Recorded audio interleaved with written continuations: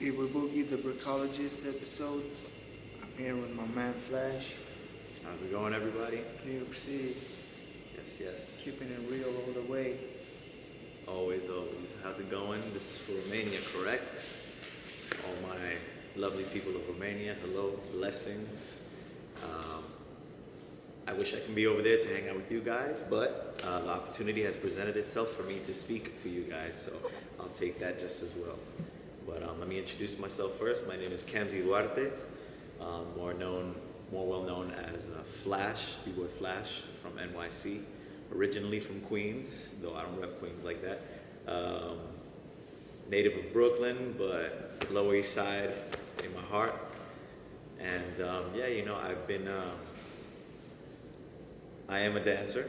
I'm not gonna say that I am just a breaker because I love to dance. So I am a dancer of New York City. Breaking is something that I primarily focus on. And where do I even begin? Like breaking and just dancing itself, it's just in my blood, only because I grew up in that era here in New York within the 90s, the club era, where, you know, there was just a party somewhere, everywhere, at all times. You know what I mean?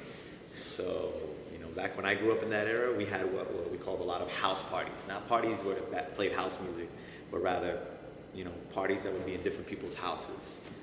And, you know, I grew up in that era. It was just a lot of DJs, a lot of, you know, family, just dancing. And growing up seeing that is what kind of shaped me into, you know, part of the dancer that I am now. I hated dancing for many years. I didn't like it at all. I wasn't a dancer. I was always an artist because I also draw. That's my main passion in life, drawing. But yeah, you know, just living here or in that era kind of created like this sense of a sense of identity in terms of like my dancing, which is it's what helped me transition into the breaking later on. And the way I actually got started with breaking is that I've always been a physical kid. Even though I'm not a kid now, but I've always just been into a lot of physical things and stuff like that. So I used to skateboard. I tried to go, you know, really, really hard with that. Then I got into BMX. I did like a year or so of that. And then my friend told me one day, he's like, what would it take for you to stop doing that? Like, what else would you do? And I said, I don't know, maybe gymnastics, maybe breaking. And then 2 months later, he comes to my house. He says, yo, remember that conversation we had? Yo, I got a movie for you to see. And I said, what's the movie? So he showed me You Got Served. And that was it. I was just like, I don't know what that is, but I want to do it. I want to do it. It looks really cool. And that's how I started my life as a breaker.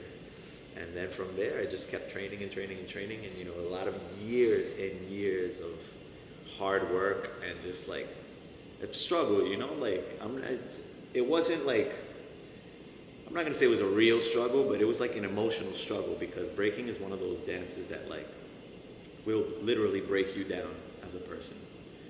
It will mentally and physically break you down if you're not prepared for it. And you know, there were many times where I wasn't prepared for it. But through consistency and just determination and staying within the dance, it helped shape who I am now, which, you know, here in New York City, we're in 2016, and I'm just starting to, you know, become recognized out here as like, you know, one of the legitimate B-boys and everything.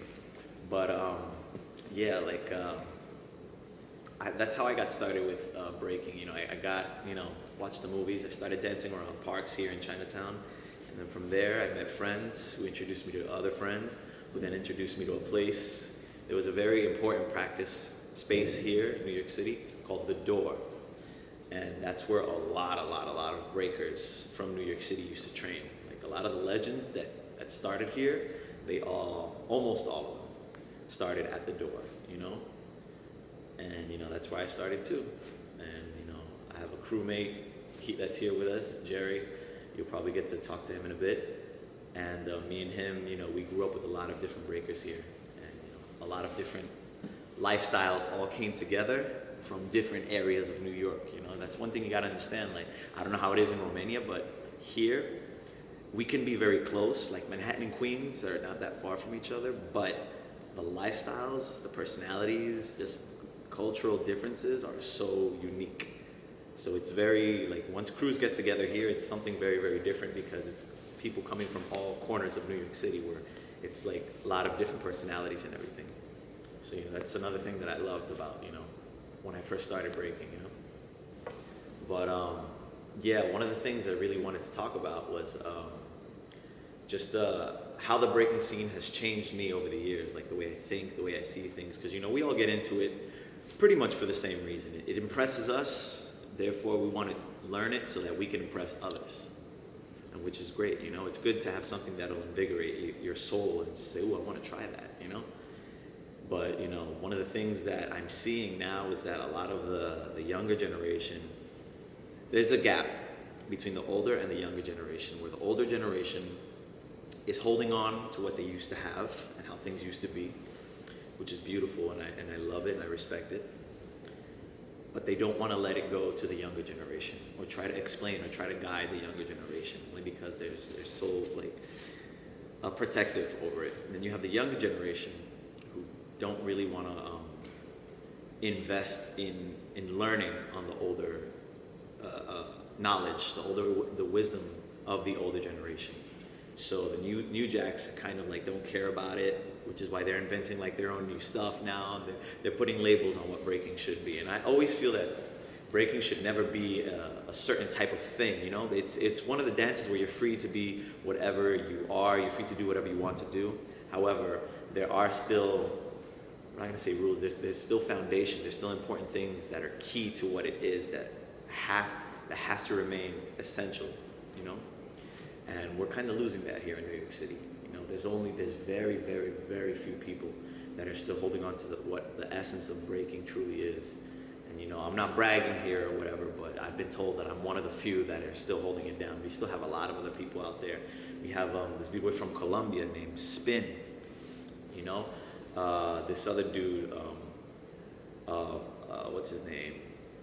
Form's cousin, Rise. He's another one. There's a lot of people, And part of the reason for that, I feel, is ego.